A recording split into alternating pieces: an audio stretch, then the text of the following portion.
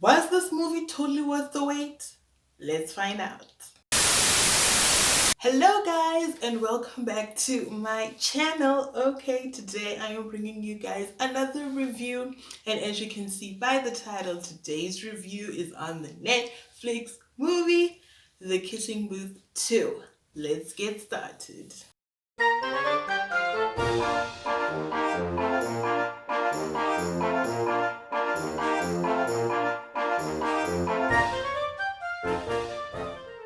However, before we get started, y'all know I have to talk about the storyline, talk about the characters and all of that. And because of that, a spoiler alert is in effect. So for real, let's get started.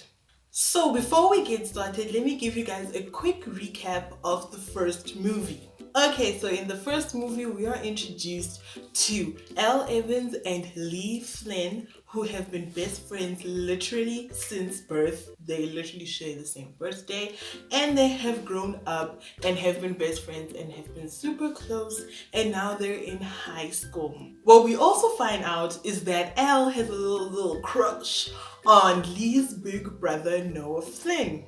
However, nothing can be done about that because according to the rule book that they set out literally when they were like 6 years old, you cannot date your relatives. Okay, so according to, I think it's rule number 9, nothing can be done.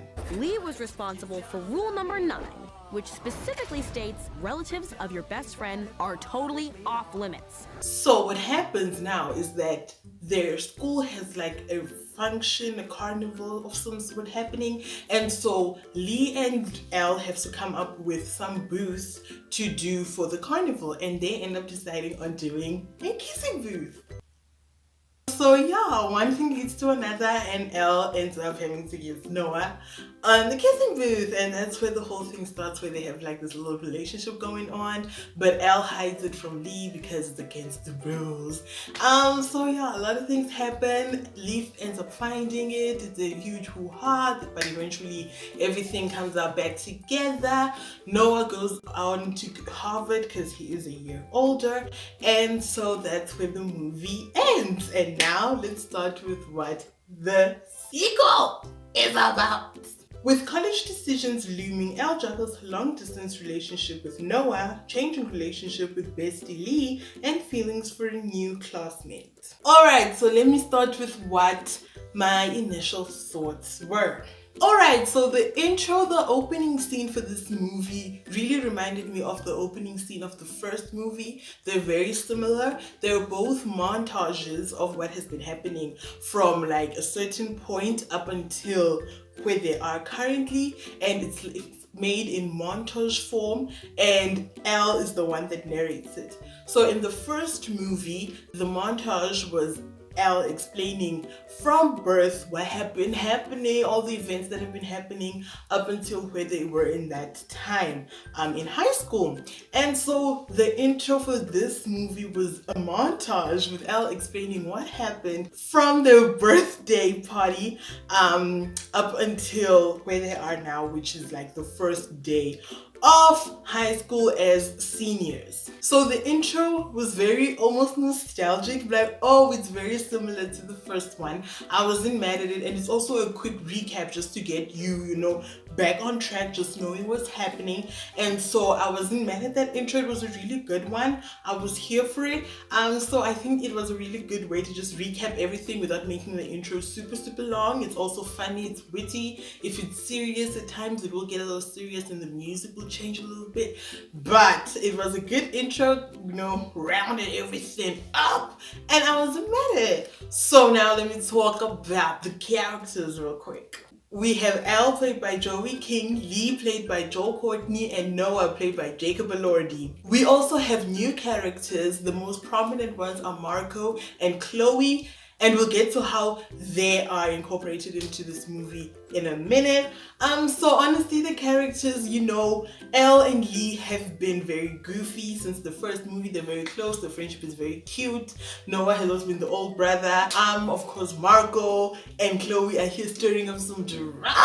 So many beautiful girls at Harvard. Experienced girls Sorry about you and Noah. We didn't break up, though. With different zip codes, breakups are basically automatic. Automatic. OMG's literally described 100 different ways Marco is a snack. Nice to meet you.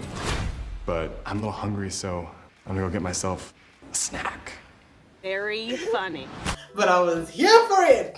So yeah, I just think all the characters were back reprising their roles very great. The new characters were well incorporated. I feel like they all did a good job. It was all very cute to watch, and I was here for it. Okay, so let me talk about the movie as a whole. Okay, so this movie, where do we start? Well, this movie kicks off from where the first movie left off. If you remember, in the first movie, Noah left for Harvard, and then it ended with a monologue where Elle is like, oh my gosh, he left, and it all started with a kissing booth. Woo! So it basically starts from there, and then it goes on to the first day of high school as seniors, and yeah, that's where the movie kicks off. So yes, Noah and Elle are trying this whole long distance relationship thing and see how it goes. So yes, and then there's this new kid in school named Marco. I'm wondering if you'd be one of our kissers this year. No. Don't you believe in charity? Standing here talking to you. And so what happens is that the school is having a carnival once again, and Elle and Lee are on the committee once again, and so they decide to do the kissing booth once again. The kissing booth is open for business! Again! So everything is basically coming full circle with this movie, and are we mad at it? No. So that is what happens, and that's how the kissing booth is incorporated into this sequel. So when we flash sideways, we see that Noah is here, trying to get used to Harvard, getting new friends and all of that, and so that's how we get introduced to Chloe, who is like a part of this friend squad group that Noah hangs around with now. And so because Chloe is a female, Elle is like, oh, okay, and then she gets very suspicious and very jealous, and so that is what basically just sort of deteriorates the relationship a little bit. Of course, Marco comes to play because Marco's like, Elle, I see you. So I just feel like this movie was a little less cringy. But it was still entertaining. The first movie was super cringy. It was very cringy, but it was a good cringy. We lived for it. I feel like this one was a little less cringy, but we're still living for it. We're like, yes, So yes, definitely the sequel was really great. But honestly, this movie had no option other than to be great, because it was 2 hours, honey. It was a little over 2 hours long, and if a movie gonna be that long, it better be worth it. I want to watch it and be amazed. I want time to fly by. I don't want it to feel like I've been sitting here for 2 days, honey. It needs to fly by. It needs to feel like 2 minutes, so I wasn't mad at it. At least it kept us captivated and interested for the 2 hours. So as one would have it, we all know that the book and the movie will be different. Yes, this movie is based off a book, The Kissing Booth 2, Going the Distance, okay? It was adapted from that book. So, of course, there's gonna be changes. There's gonna be, a little tweak here and there. So yeah, let me just talk about a few things that they omitted, a few things that they altered from the book. So if you haven't read the book and you want to read the book, then this is a warning, just fast forward a little bit. I'll have timestamps in the description, just fast forward a little bit. And I was like, yeah, we'll go ahead. Okay, so let me start with the differences. The most prominent difference that I saw was that they changed the characters' names. Marco was originally Levi and Chloe was originally Amanda. I understand why they changed Levi's name, because they changed Marco's race, so it made sense, because he's like, I don't know what he is, but he's like, I forgot what he is, but they changed his race. Levi is white and Marco isn't, so it makes more sense for me to change his name to be like Marco, but I don't understand why they changed Amanda's name, because as much as they changed Amanda's race, Amanda can still look like Chloe, you know what I mean, and Amanda can look like Chloe. You know? So I didn't understand it, but they changed it. What they also changed, which isn't from the book, but rather from the first movie, is Elle's house. I don't know whether they thought we wouldn't see that, but they changed Elle's house. I don't know why, but they did. That's just a small detail. Doesn't make that much of a difference, but I just thought I should put it out there. Okay, so the conflicts throughout this movie, first of all, is between Elle and Noah with the whole long distance thing, and Chloe seeming like now Chloe and Noah are having a thing going on. We also have the fact that since they're seniors, they have to go to college, and according to the sacred rule book of friendship, the besties have to go to college at the exact same college. Rule number 19, always go to the same school as your bestie. And for us, when it comes to college, that means the University of California at Berkeley. So now they both plan on going to Berkeley, but because now all of this is happening, Elle has Noah and Lee has Rachel. Now it's just like, oh my gosh. And Elle also now applies to Harvard and schools in Boston, just in case she wants to be closer to Noah, you know. So that causes a bit of a drift once Lee finds out about that. There's also this conflict where Rachel feels a bit left out, a bit of a third wheel in her own relationship with Lee, because Elle is always there. So she wants to be like, you need to tell her straight that I am a priority. Which was like, okay, I understand, but at the same time, it's like, yo, Rachel, you knew what you were getting yourself into when you got into this relationship, because you knew that Lee and Elle are like a package, they come one, come all. Buy one, get one free. So with her being all, oh no, you need to pick me, you need to tell her to stay away, it was like, girl, you knew what you were getting yourself into.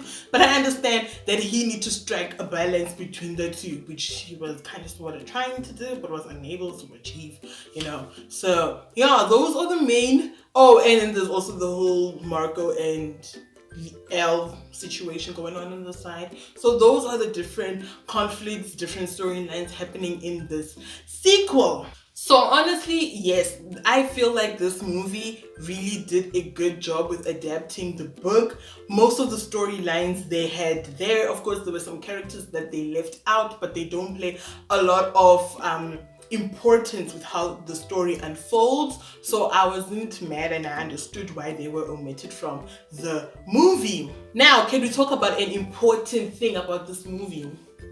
Just come closer. Just come closer.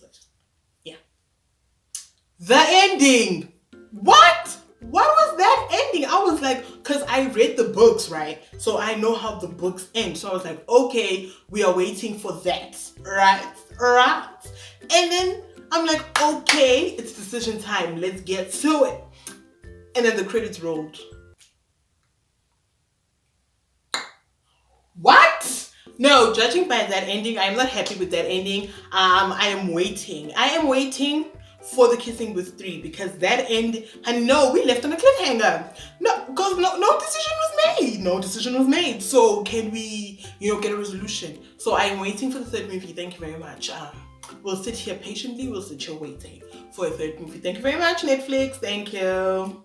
So, would I watch this movie again? Absolutely. I think I've watched the first movie like 5 times. So, I'll definitely be watching this another 5 times. I've already watched it twice. So I will be watching it more times. So yeah, it was definitely a good movie with all the changes and the tweaks. I understood all the changes and the tweaks and the alterations. So I wasn't mad at it because let me tell you, because they had the kissing booth, right? So they had the kissing booth, and you remember in the first movie, the kissing booth, when Elle was at the kissing booth and then it ended up being Noah. So then she goes out to the kissing booth again, and then we're like, oh, this time it's Marco. I'm not gonna say a lot about what happens at the kissing booth. Just watch the movie if you haven't already. But I wasn't mad at that. I wasn't mad. I was like, wow, it's a parallel from the first movie, but it's not really a parallel. I was like, okay, I see you. Y'all had us thinking somewhat, okay. With Marco and Elle in the kissing booth, I was like, hey, okay. And then you watch the movie and you're like, hey, okay, what? Not what we were thinking. But we're here for it, So I wasn't mad at it. I was like, okay, we'll see you. Ow. But in this movie, Marco and Lee were definitely my favorites. You know, Marco just because Marco was just there. You're like, ooh, you are pretty, so we are here for it. You know, and also because they pulled a John Ambrose on him. I was like, oh, shame, Marco. They pulled a John Ambrose on the guy. It's sad, you know. It's sad, but they do to the good people in this movie. I mean, what? As if we didn't feel bad enough for John Ambrose. Then they just had to bring in Marco. I was like, okay, Marco. Okay, shame, brother. They done did you dirty. So with that said, yeah, that's all I have to say about the movie. It was good. It was great. I liked the little references that they did towards the first movie within the second movie. You know, so it was definitely great. So let me just go watch it real quick. So on that note, don't forget to subscribe, leave a like, leave a comment, switch on post notifications, all that amazing stuff. Until next time, stay put and stay cute. Bye. I'm going to go watch it again.